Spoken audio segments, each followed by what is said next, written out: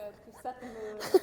So I just want to welcome everybody, and I'm just going to take a couple minutes to say how happy we are that Angela Dufresne is here to talk about her work tonight. And I've known Angela for a long time, probably about 10 years or more, and I've always really respected and loved her work and her, so we're really in for a great treat tonight. I'm going to go through some things on her bio. She has a very long, extensive bio. So Angela's originally from Connecticut, but was raised in Kansas, which I always find very interesting. And she's exhibited at the Hammer Museum in LA, PS1 Contemporary Art Center in New York, the National Academy, get over here and stand. The National Academy of Arts and Letters in New York, the Kemper Museum in Kansas City, BAM in New York, the Cleveland Institute, the Aldrich Museum in Connecticut, and there's many more, many, many more. She's currently an associate professor of painting at RISD, splits her time between New York, RISD, and upstate New York in the summertime. She's a recipient of the Guggenheim, Yaddo, a Purchase Award at the National Academy of Arts and Letters, 2 fellowships at the Fine Arts Work Center at Provincetown, and many, many more things. And when I asked her if there was anything that I should tell everybody, anything special about her, she said, just tell them to look. I gotta get the right eye. You got it. She said, look in the right eye, not the left. So I'm gonna leave it at that, actually. Oh, hey, Melissa. And with that, I'm gonna kind of hand it over to Angela. Hi.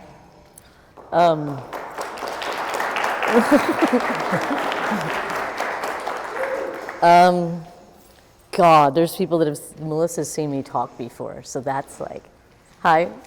Yeah, so I was born with this crazy eye. My eye was sort of flipped in my head, and I had to have a bunch of surgeries when I was a kid. So it's a really great way when you first open up into a class. What do you think? Do you think I should turn that sound down, or you guys like that? Can we just keep that going the whole time? Oh, you know what that is? That is the sex scene from Chantal Ackerman. Hold on, let's look at that for a second. Wait, where is that video? I don't even know where it is. Like, what in the... Oh, here it is. Here we go, peoples. I did want to talk about this, because why wouldn't I? So I had a bunch of surgeries, and every time, first day of class with my students, I'm always like, okay, look at the right eye, because the left eye wanders. And it instantly makes them realize that I'm a lunatic and that they should listen to everything that I say with a grain of salt. No, it's an intimating tool, I suppose. And it might be why I'm a painter. We can't know. We can't know much of anything anymore, can we? Can we? I mean, what the fuck, Mueller? Like, anyway. Let's just go ahead and get that going. I'm not at RISD, so I can say whatever I want. I can always say whatever I want. That's the problem with me. Can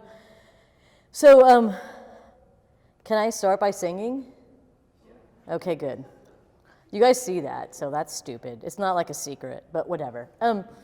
Hold on. So one of the things that I do in my paintings, which I do also musically, oftentimes, because I do play music, sort of.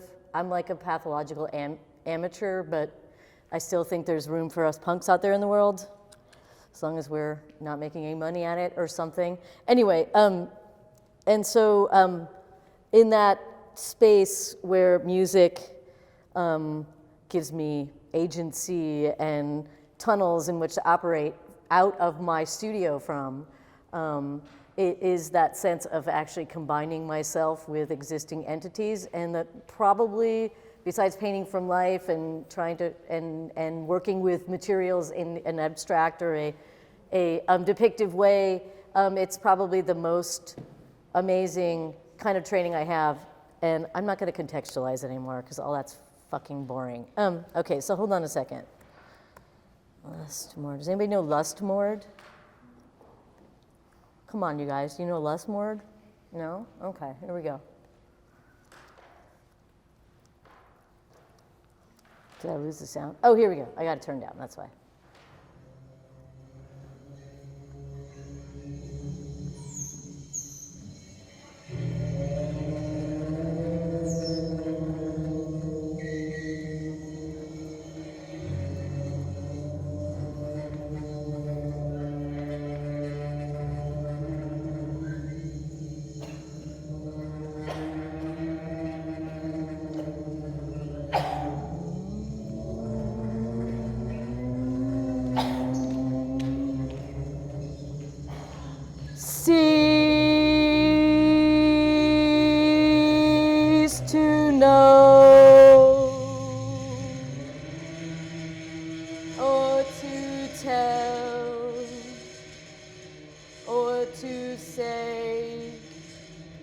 to be your own.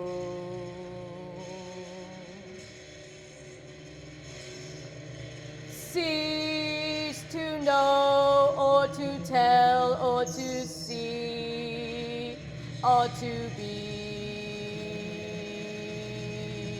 your own.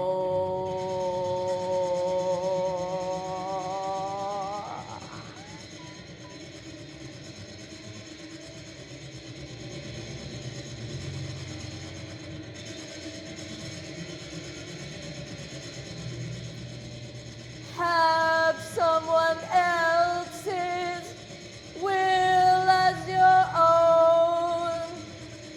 Have someone else's will as your own. You are beautiful and you are alone.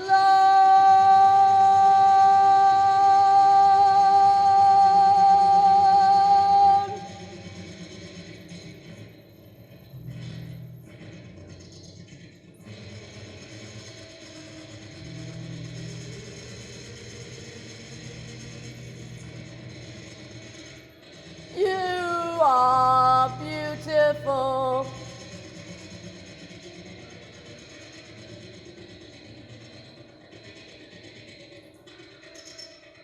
And you are alone.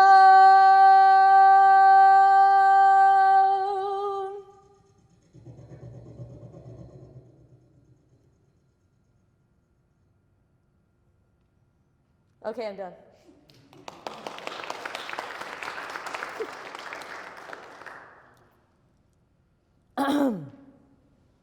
Right. What do I talk in? PowerPoint, right.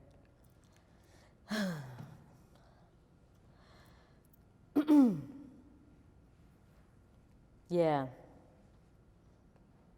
So hopefully we're all in the room or something like that at the present moment now. Sorry if I made anybody annoyed. I could have sang Janitor of Lunacy. By the way, that's Lustmord, and they did the soundtrack to the last Paul Schrader film and a million other soundtracks, and they're this wonderful Scottish DJ in the sort of resin of Tony Conrad and Angus MacLeese and all these Velvet Underground freaks that are just amazing avant-garde sound makers. So just to give him a shout out, he's amazing. And the song was a Nico song on Desert Shore.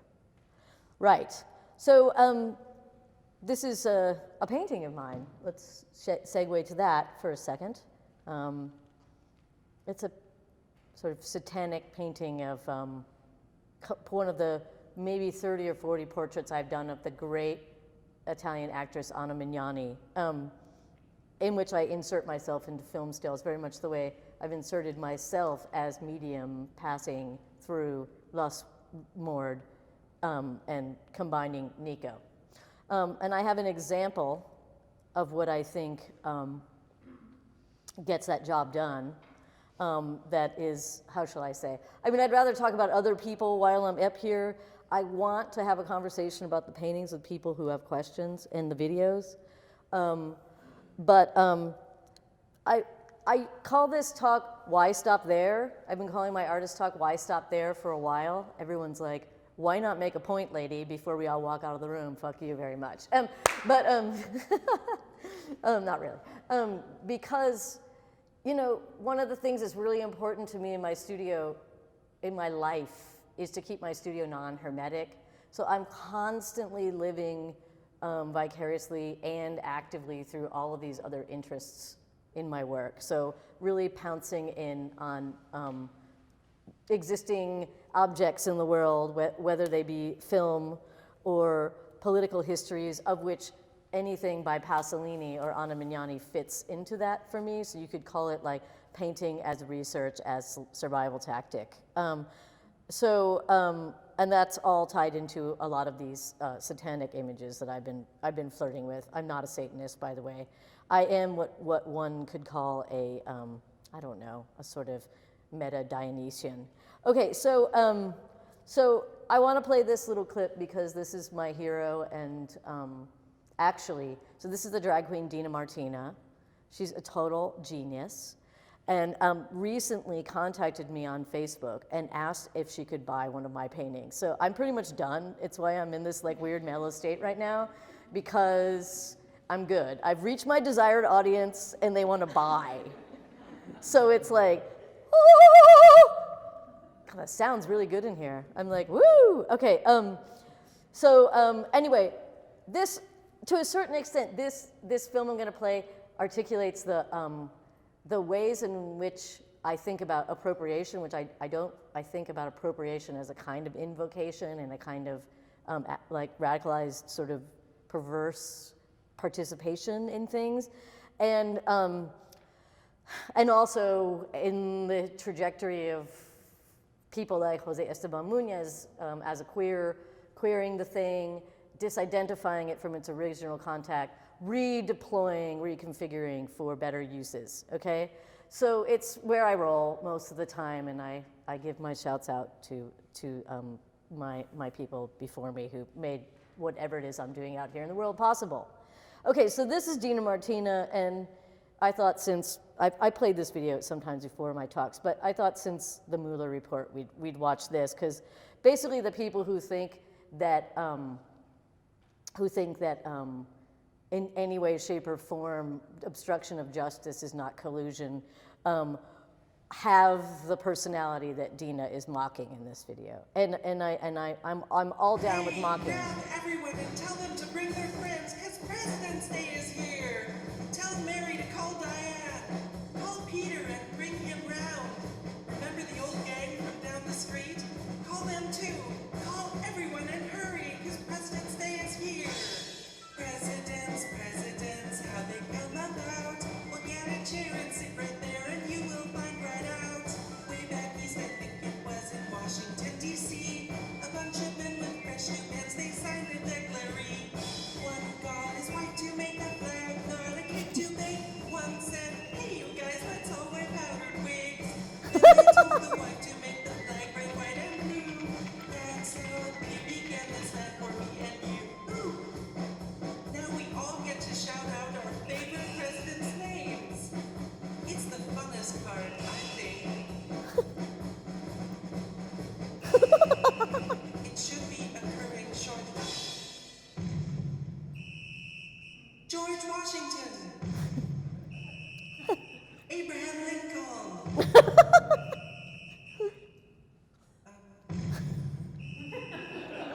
Franklin Eleanor Roosevelt. Winston Churchill.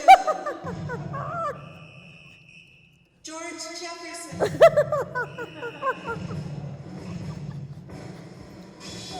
Presidents, how they come about.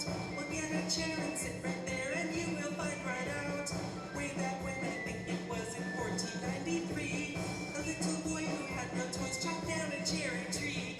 George Washington chopped down a cherry tree. His mother was so sad, his father was real mad.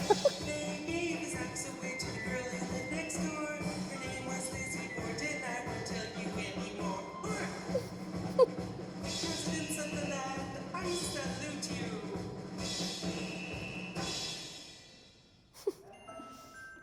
It's available on iTunes, everybody.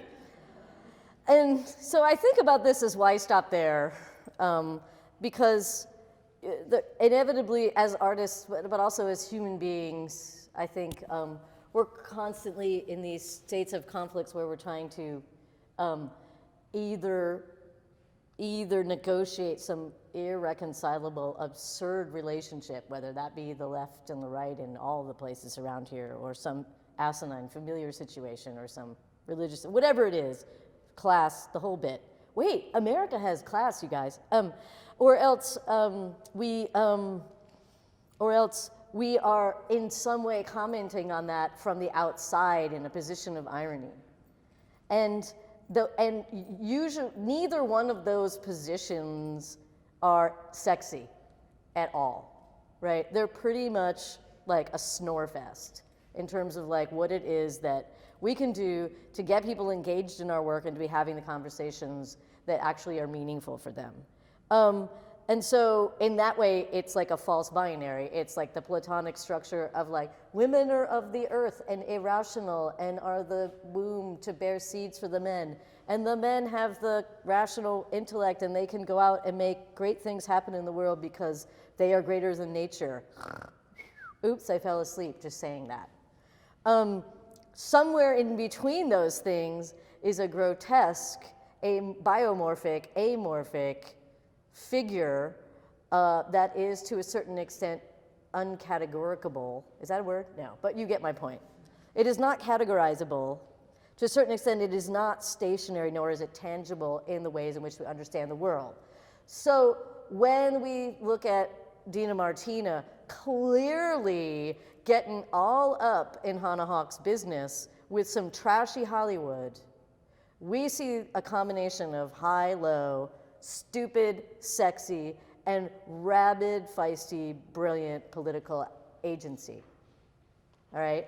I believe this, and this is what keeps me moving in the world and keeps me from, you know, like killing people or something. I'm kidding. I am not a sadist. I'm not a masochist either. I am a grotesque monster somewhere in between, which means I have good times. And I actually think, so when I say why stop there, I mean why stop at these polar things that nobody really stops at anymore, but to just index, like that's where I'm at. I think of Dina Martina and many others. I was playing Grace Jones earlier, I was playing La Vie en Rose. That's a cover of probably a beautiful song that I actually think that Grace Jones infuses with 50 gazillion times more meaning than it had before she got it in her hands. You could say that about that amazing cover she did of I Got Life from Hair in Harlem in 1968, blah, blah, blah. So it is this sense of like taking things and using your body as a mediator and retransmitting them in ways that actually get the things done that make us, how should I say, intelligent people actually understand that whatever it is, the options that have been placed out there in the world, Grace Jones should be a high femme disco singer, or Edith Piaf should be tragic. It's like, no, Edith Piaf should be happy, getting laid, and be able to sing the sad songs too. Fuck you very much. All right? And that's Dina Martina to me. And that is, to a certain extent, the way to talk about the emotional conditions that I want my work to convey. So, because I'm just going to show you a lot of them, and I'm going to try to get there anyway, because literally I've gone 3 slides into it, and we're already half an hour in. Okay. So bastard interpretations, reading against the grain. Not reading against the grain to reach the opposite position, but reading against the grain to be able to, in a certain way, mirror multiple positions in ways that, and I mean grotesque in the sense, bodies that are porous, that have ontological porousness, and to a certain extent, unsealed, unporous, let's just say unsealed. Bodies, architecture, landscapes that are ontologically not sealed. So whatever, I grew up in Kansas and I had like a big crush on this guy, Caravaggio. And P.S., this is the perfect embodiment of the kind of grotesque, and I could go down the line of like different origins of that word, but that's boring as well.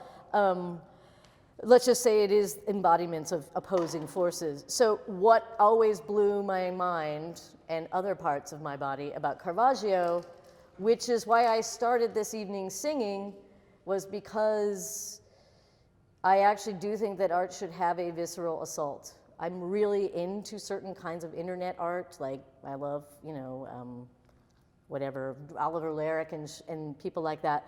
But those things actually have a temporal, durational, physical effect on me that feels similar to actually like sipping a gin and tonic or kissing someone or like eating or taking a shit, right? There is a sense that like this is a consumer object that to a certain extent has an effect on your body in a way that things like marketing and disposable goods do not have, right? So it is an interference with all the desire sets. And this painting is that in a nutshell, although I think it's not a real Caravaggio, but it was mediated and close enough for me as a 18-year-old budding lesbian in Kansas to be like, oh shit, like that is, first of all, such an anti-heroic gesture. The fatigue, the post-sex fatigue in the physicality of the body is beyond. Also, the deadening white of the skin seems to be like post-ejaculative exhaustion beyond belief. But then also there is this effeminate quality to the garments and the leg position to where I was standing in front of the piece of art for the first time and I thought, how the fuck did I get here? And I was like, that's the experience I want for the rest of my life because it's way sexier than like, I can't afford this. Or like, I don't, I understand this, I can read it, I can either compartmentalize it in my body or in my mind. So when I say the grotesque, it means to a certain extent it's having an impotent, as maybe someone like Benjamin or Nietzsche or D.D. Uberman would say, potent is a kind of power that is related to a mob or a crowd or gesture or a kind of physiological intractable thing by the other kind of power, which is like the manly Kingsley power, which is known as the authoritative power. So potent power, and that's the power that slips between the cracks and gets red against the grain. And it's also a kind of unparanoid power because it can ooze out through crevices in the world. Now, I'm talking about being able to have experiences like this, looking at art, looking at paintings, looking at performances, listening to music, and sometimes just walking down the street smelling, you know, crappy kebabs and like diesel fuel on like Fifth Avenue, right? Not just, I don't want to say that, you know, these things, that there is any hierarchy in terms of how these experiences can get transmitted. So hopefully the singing can do that. The paintings in this form don't do that because they're not the paintings, right? The body's not there. There is an actual physical body of that painting. And there is also a physical body attached to this sculpture. Why did I say that? It's because I'm looking at a floating Mao Zedong right now. Can we talk about this?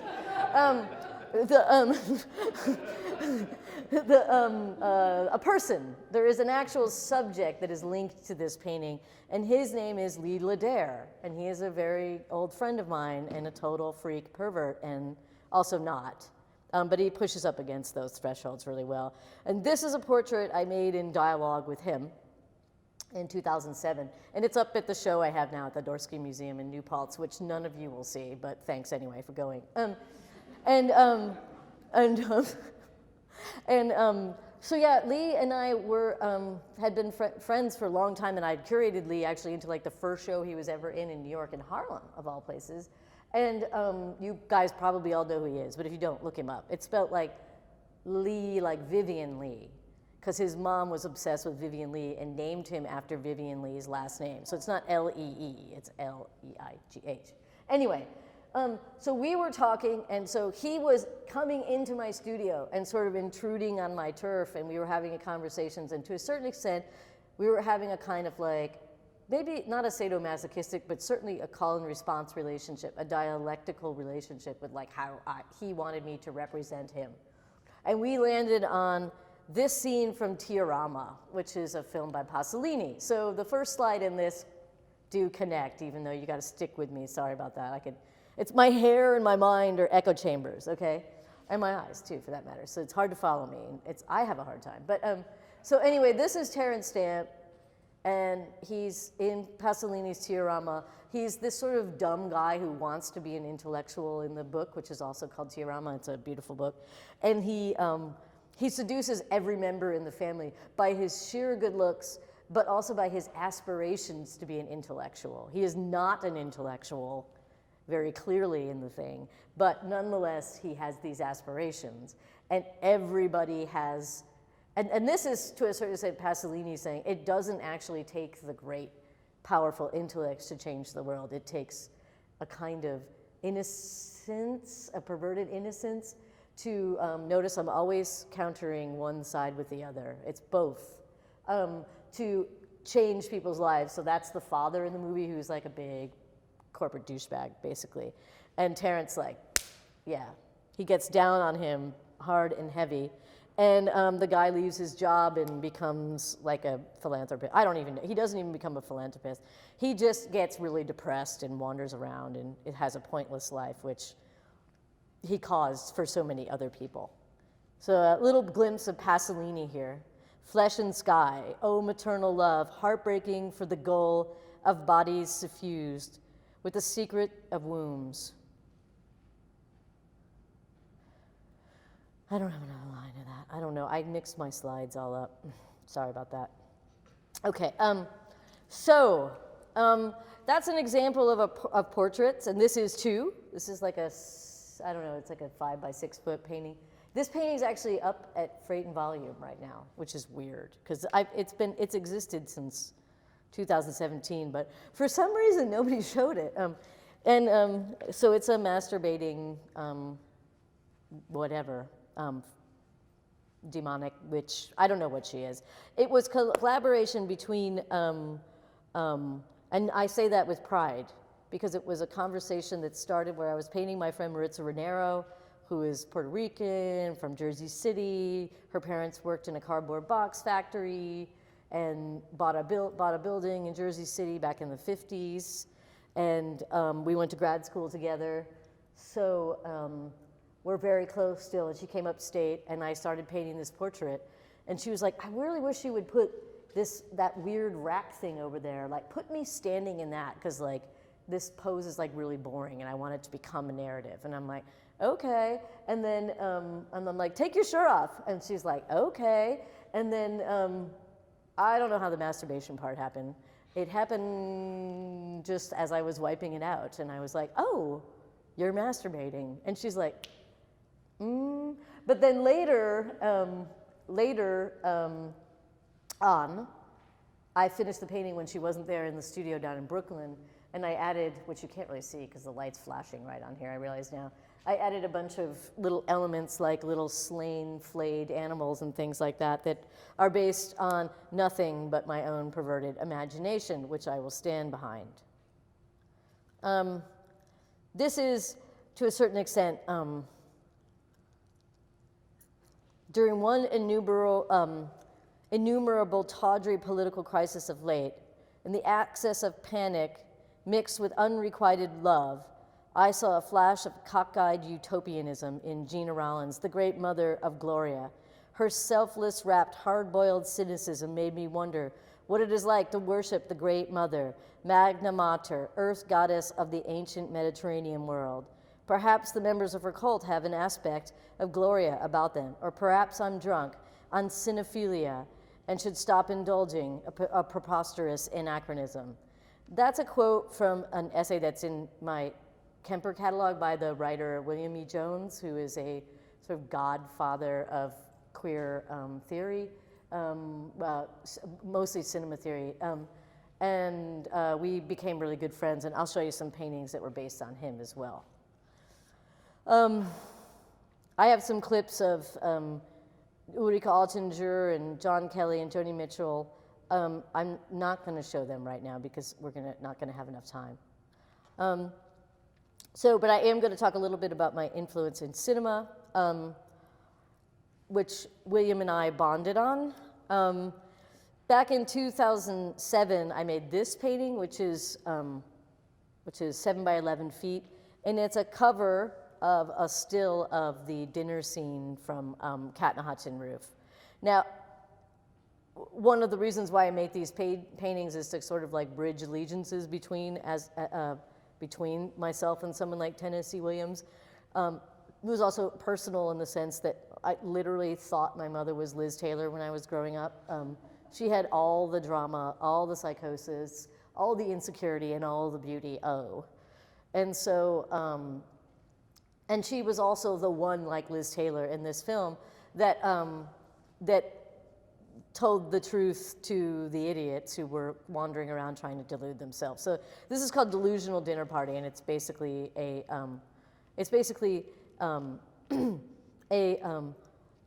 an early example of these crowd paintings, which is where I'm going to get to in this talk.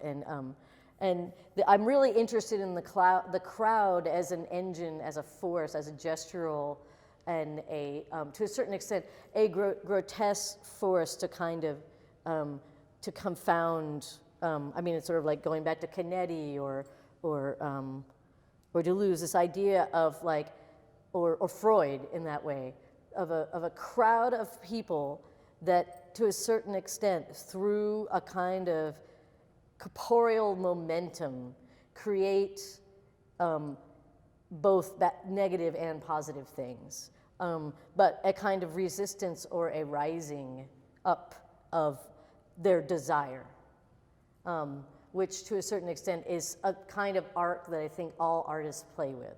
So it is also very much a kind of art about art question. So this was one of the first ones I did. I didn't stick clearly to the frame per se, but I love the image structure and the kind of point of view from the character. And this is basically all the baby boomers who we all know also kind of suck. Being a Gen Xer, I'm like, every generation we get worse, but whatever. Except for the millennials, go people, come on. Shut us down, stop us. We're addicted to everything. The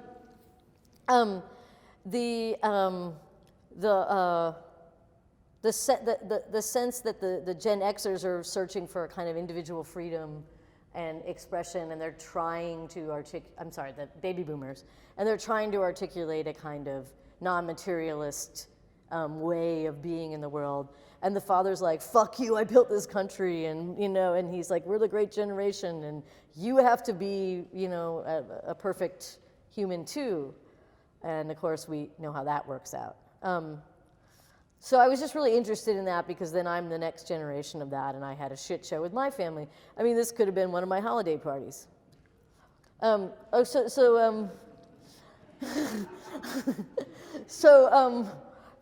This is Nico. Clearly I'm interested in being like as sort of candid and as explicit and as whatever as I can possibly be. So vulnerability and like humiliation and all of those kinds of things, maybe oversharing, but not to the point just for pure shock by any means, are things I'm interested in. So in order to do something really unambiguous, to draw, rather than to shock, but actually to throw into relief how ambiguous and strange everything is. And in that, it's I think, the way in which all of us are these embodiments of contradictory forces that we have no way of controlling. And so I'm really interested in all of that kind of psychology. So I love the floor on the Duomo in Siena. Has anybody been there? Word. Wouldn't it be fun to like disco on this floor? We'd all be like, woo! Anyway. Oops, I got a baby in my hand and I'm killing the mommy. I mean, this is the slaughter of the innocents. Okay, my childhood wasn't that bad. So this is a large painting I did in dialogue with the sculptor Brian Toll. So again, I keep bringing up this idea that I'm making these things both in my studio with a lot of alone time, but also non-hermetically in dialogue with people who are prompting me, who are bossing me around. To a certain extent, like, I'm a medium, I'm not using mediums. I'm like, you got something you want to bring me? Okay, let's do it together. So I'm making a whole series of paintings, for instance, with William E. Jones, who just came out with a book. Can I mention these kinds of, how far can I go? Okay, Danielle's like, I don't even know what you're talking about. He just came out with a book called I'm Open to Anything.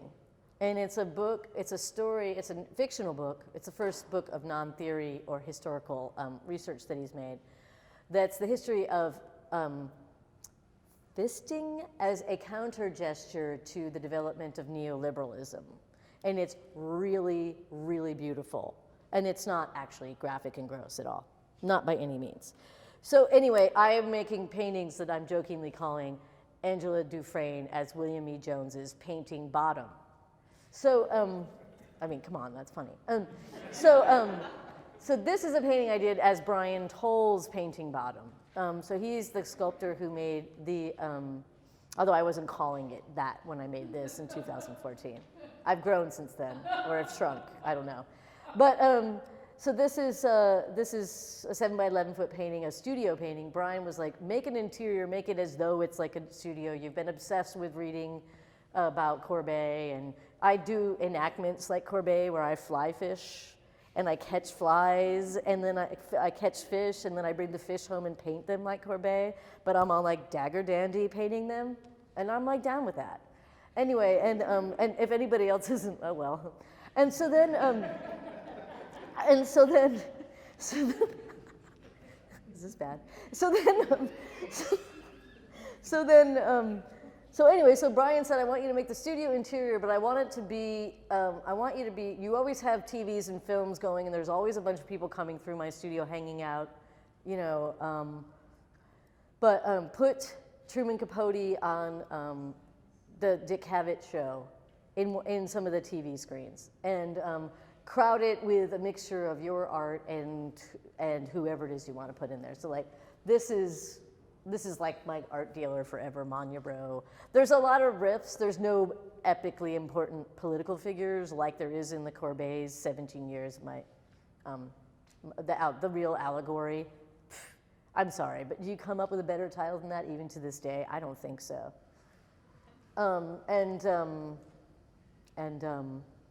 Linda Oakland's book on him is just still like, and yeah, hats off to Linda, we miss you.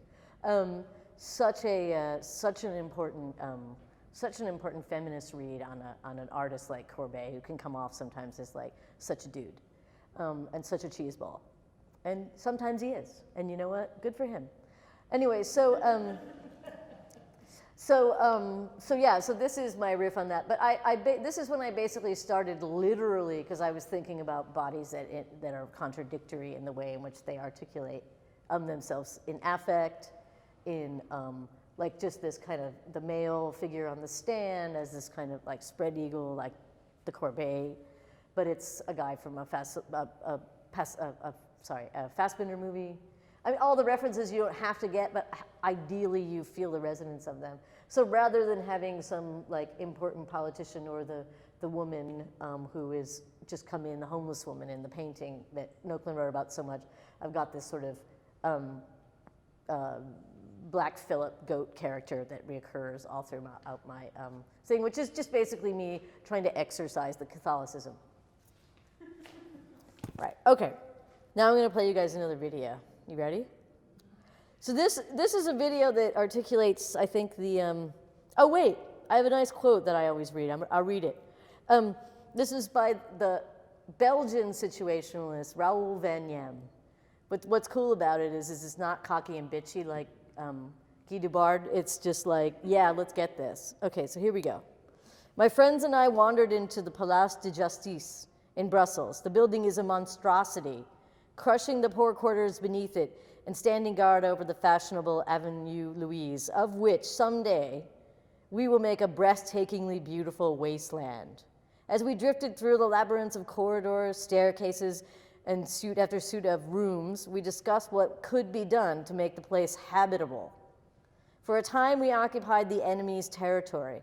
Through the power of our imagination, we transformed the thieves' den into a fantastic fun fair, into a sunny pleasure dome, where the most amazing adventures would, for the first time, really be lived.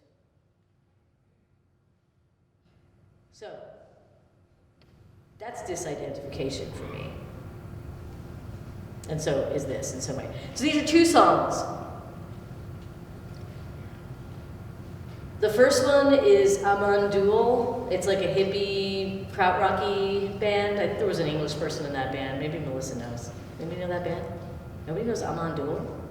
Okay, good, I'm good, so I don't have to get it right. And then the second song is this song by Low, which is, so Amandul is very much a baby boomer, like, be yourself, be free, have sex, do drugs, consume all the resources of the planet. And then, oops, did I say that? And then the second one is Low. And it's a band that's my generation, a very depressive, melancholic duo from Minneapolis, a woman drummer. This is before the White Stripes, motherfuckers.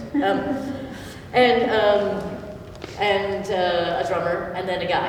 And they just write these horrible things. So the be yourself, this jubilant, I'm gonna interpret it a little bit so that it makes a little bit of sense, because it doesn't. And then the second half, which the song is called Drag, and it is basically like exactly what the transition from the kind of, how should I say, the perverse, the tragic, the cruel optimism, right? That's the book from the mid-2000s, of what individual happiness was supposed to be in American culture. Right, like, okay, we get all this, we got the cul-de-sac, everybody's got their own bread oven and their own seltzer maker and their own servants. We're good, we're all princes and princesses. Not. And of course, who even got fed that dream, right? It's just the biggest tragic stupidity of all time. So us being these Gen Xers are like literally dragging that shit along. Now, none of these sites that I'm doing this in do this. Maybe they do, because you'll see there's a lot of middle-age crisis toys that I play with in here, and that is significant. Okay. So yeah, those are the two songs. I'm gonna turn it up a little bit because I think the sound sucks on this video. I made this video like with my cell phone like taped to a pole. Clearly. What's going on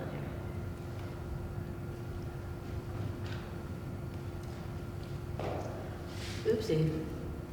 I think my link's fucked up. Hold on. It's not on. Okay, here it is. Oh yes, it's a miracle. Things worked out.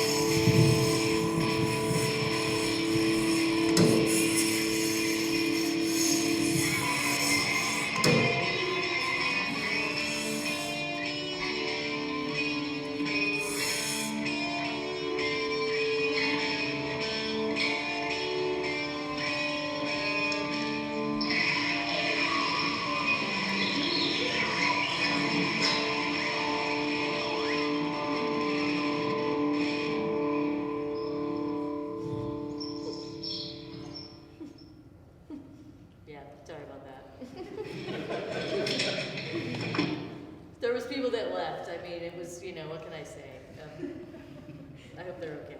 You think they hate me? Okay. This kind of, I mean, these are experiments I'm doing with how to partake in the world. Okay, and to a certain extent,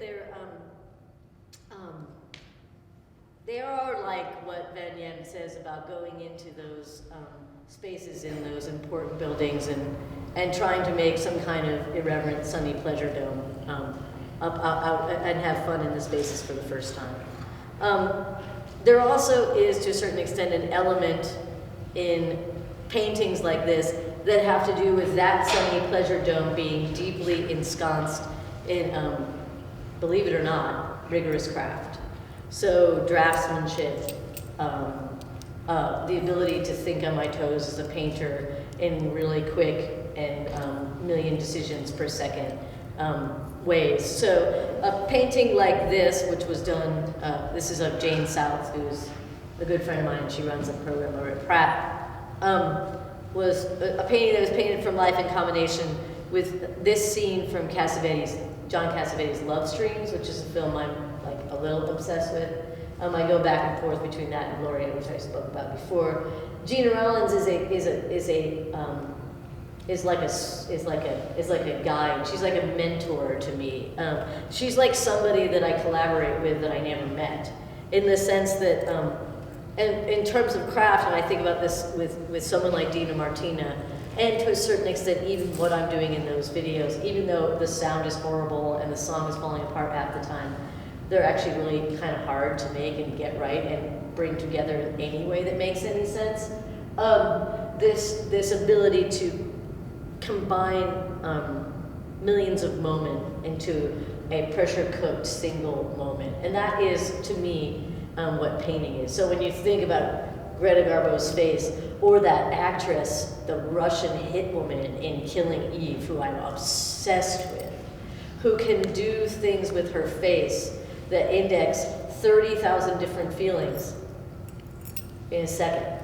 Memories, projections for the future, anxieties, pleasures, all in the compressed period of a second. And paintings actually do that for me in ways that very few, I think all art objects do that in a certain way, but for me, in terms of my facilities, my semi-blindness, paintings offer a space where I can actually engage in the craft of interpreting, maybe not linearly, but to a certain extent, engaging in human affects at a level that sustains me. So here's just, I'll show a few more. This is a painting I did from a Fassbinder film. It's Veronica Voss, his black and white jewel, second to last movie he made. This is, whatever, self-portrait. Dorothy, clearly, I mean, I had to. What? This is a picture from my studio. I'll stop in 1 second.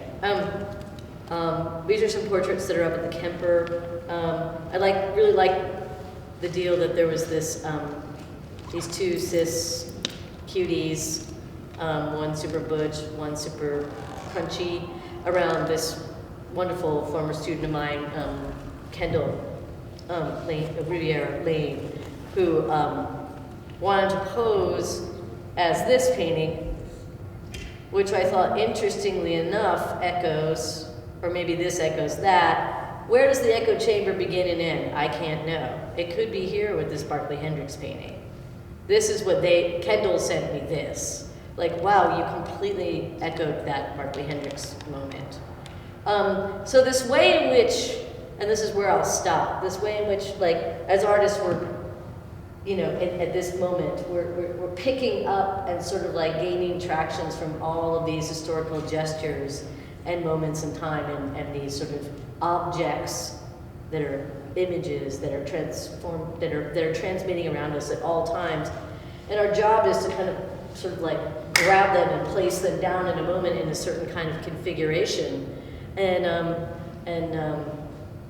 that's where all the magic happens for me. And one of the ways in which I mean, I do that period with collage, with drawing and painting, all these things.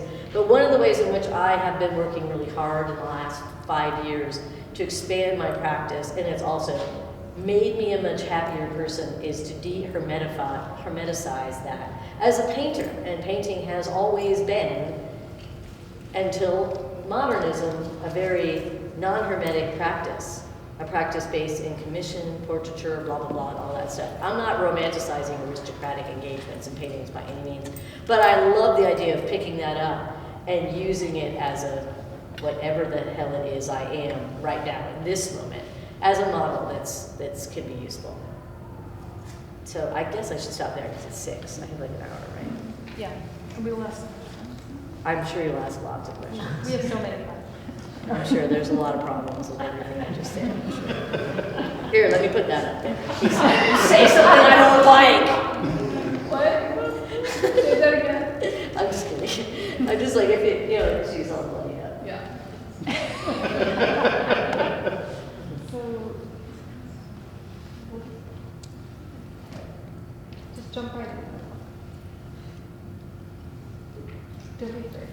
Should I get behind? I can get behind the screen.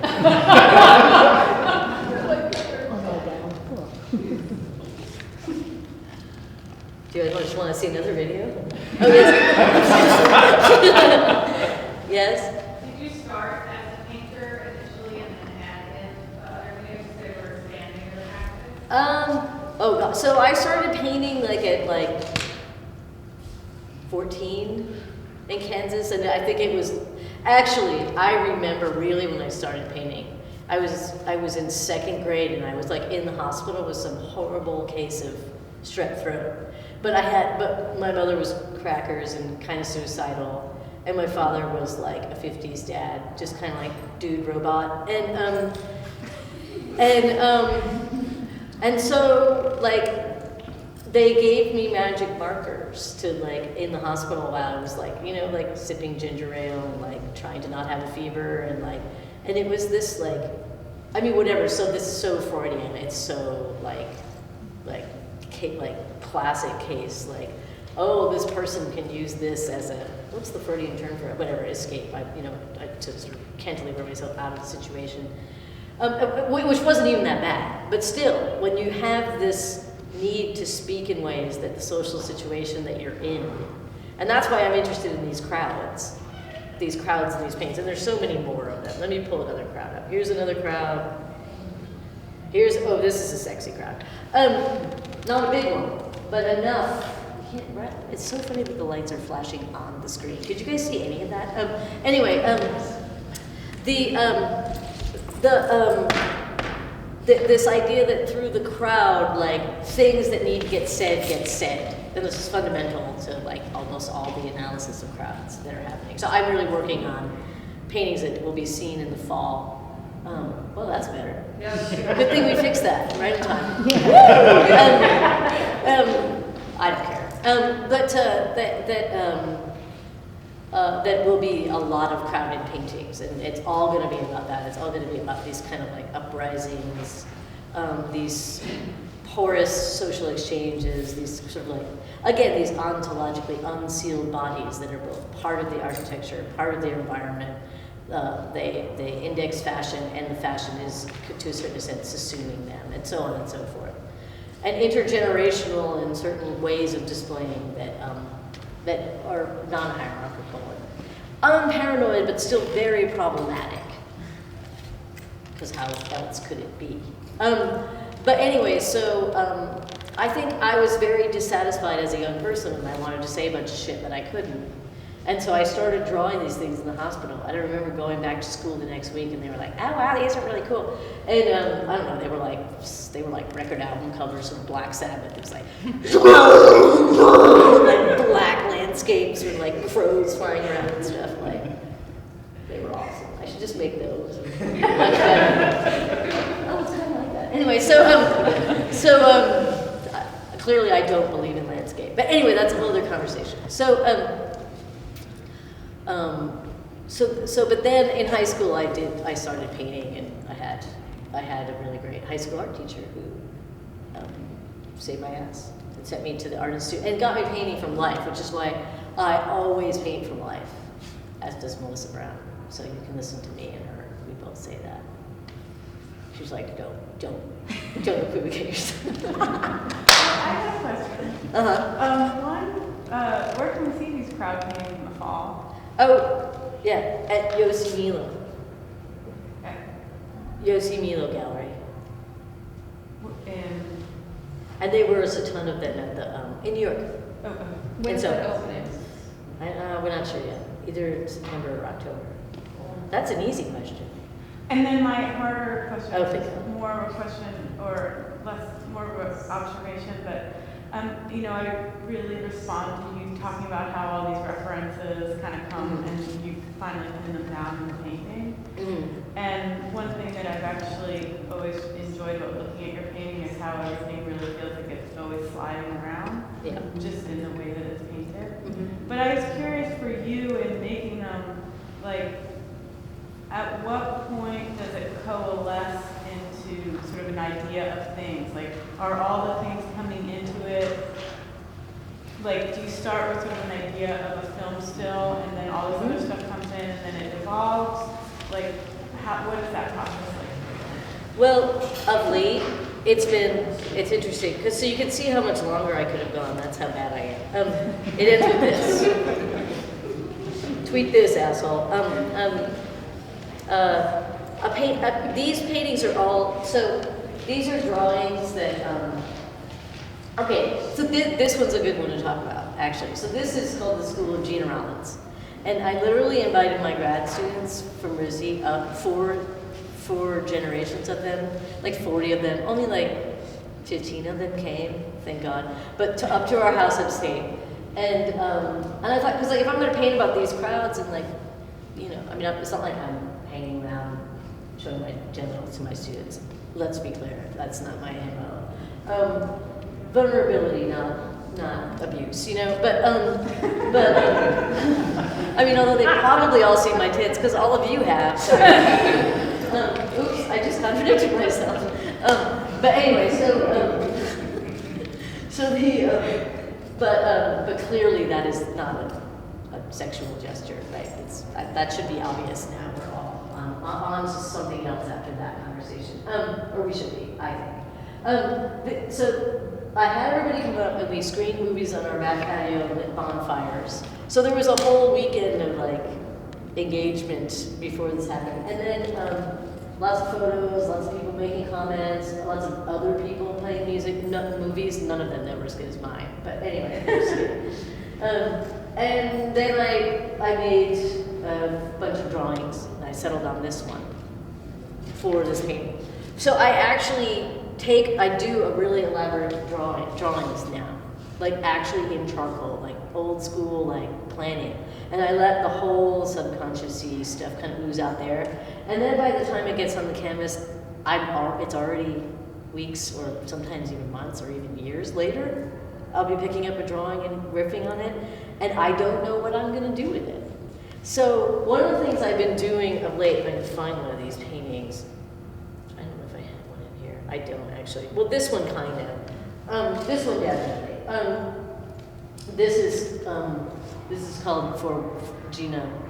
It's like four wheeling with Gina, and it's a photo from high school I had of like four wheeling, whatever. And one of the things I figured out I could do to sort of pack in details and improvise more as I'm going into the things, to a certain extent, I've got the drawing, I had the matrix of the drawing set up,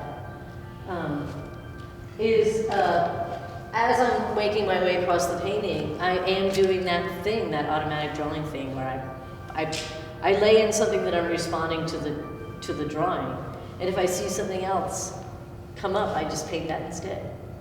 And oftentimes now when I'm painting from drawings, like I'm working on this 9 by 12 foot painting right now that's of a street corner, and somewhere in Italy. I was teaching in Italy for the year of 2016-17, and we were going to visit this mosaic maker named Constantino, who was like, he makes like mosaics for like Shazia Sikandar and Nemo Palladino, and like all these like you know, both old school Italian and then like super cute, brilliant younger artists. And he speaks like no English, but we somehow managed to make friends. And then I also, Ezio communicated with him, and we went and we had like 2 days with him, like doing mosaic workshop and wandering around in this village, and it was the best teaching I could ever do. And maybe the mosaic thing is from this now. But anyway, so what was I saying? And this building was like the Flatiron building.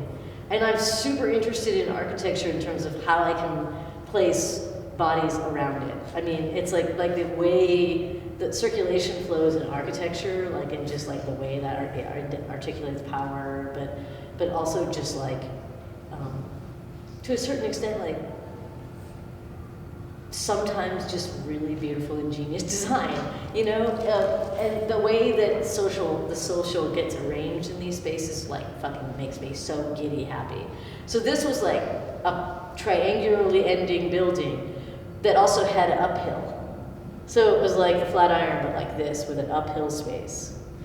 And I was like, I have got to paint something in that scene. And I had 2 winters before, at a Christmas drawing party, drawn from a Poussin, the cherubs in the clouds, and like the sort of probably I don't know, St. Augustine, like get me, whatever. And there's an image of a similar image in the Jesuit church in Rome, but I can't remember the name of the saint. And anyway, and the babies are just sort of like looking down, and I was like, there's something more vital needs to happen. Something actually corporeally, bodily needs to happen between the people on the ground, which are adults, and the people in the sky. And also, I don't know if I need so much of a metaphysical structure. So when I was drawing the Poussin, I had rather than the cherubs sort of like, blessing or whatever, I had them pissing on the adults.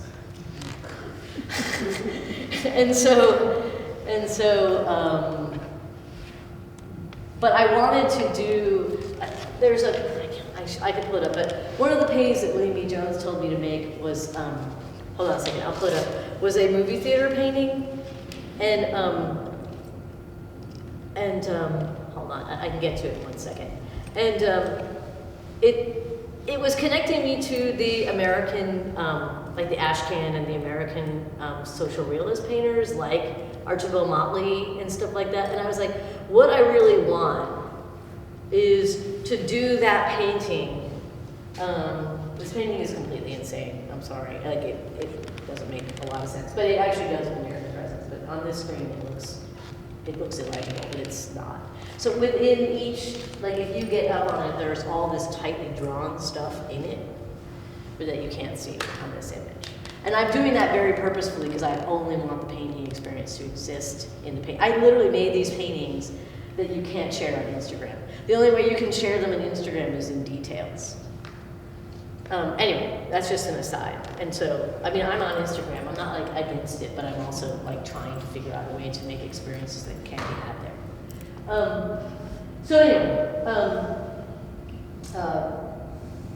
so the piss, so I was like, okay, like I can, the painting is built up this way with a drawing matrix, but then for every figure that I put in the original drawing, because the painting is it's the biggest painting I've ever made, there is an extra figure, like just another one popped out of the field. And I actually even project the drawing, like in a very loose way, like I wipe something on just to kind of like, as a, I don't follow it, but it's just to kind of, so that I don't have to like deal with skewed space or like arrangement issues or compositional issues. What I want to be dealing with is all the shit I just talked about, right? Like how do I find that weird character or that weird grotesque moment? So, I've been using all the tools, maybe probably not all of them, but a lot of the tools at my disposal. Does that help? Yeah. But this paint, it's too bad it's not really legible because it's a cool painting. That's another one that's also impossible to see this way. Is chock full of details. Are there any questions? People?